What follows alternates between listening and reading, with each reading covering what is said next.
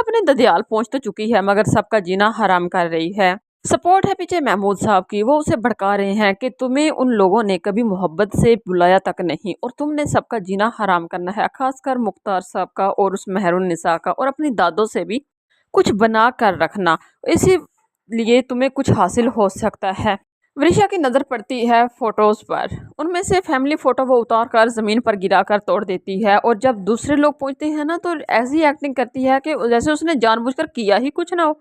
दादो जान मुझसे गलती हो गई, वो मैं तस्वीरें देख रही थी, गिर गई, मुझे पता नहीं चला दादो। अगर वहाँ जा गया ना तो वो मुझे बहुत डांटेगा, वो तो मुझसे शुरू से ही नफरत करता है, अब भी वो मुझे इस घर में बर्दाश्त नहीं कर रहा। मेहरुन्निसा भी उसे समझाती हैं और दादो भी। उसके बाद मेहरुन्निसा वहाज की और शिफा की तस्वीर एंगेजमेंट की लगा देती हैं, तो वृषा जब देखती है तो अपनी ताई से कहती है कि ये तस्वीर आपने यहाँ पर क्यों लगाई।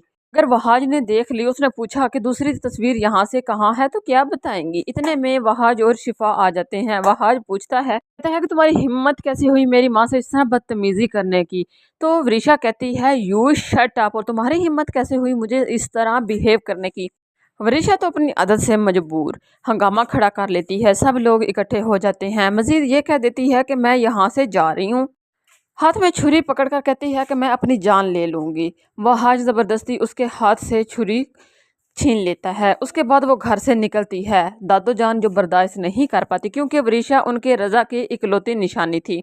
बीपी हाई हो जाता है, बेहोश होकर गिर जाती हैं। शिफा जल्दी से उनका बीपी चेक करती है, उसके बाद होश नहीं आता तो सब लोग उन्हें लेकर हॉस्पिटल पहुंच जाते हैं। दूसरी तरफ महक परेशान है, वो कह रही है कि ये सब कुछ किया धरा महमूद का है, वृषा मुझसे सीधे मुंह बात ही नहीं कर रही।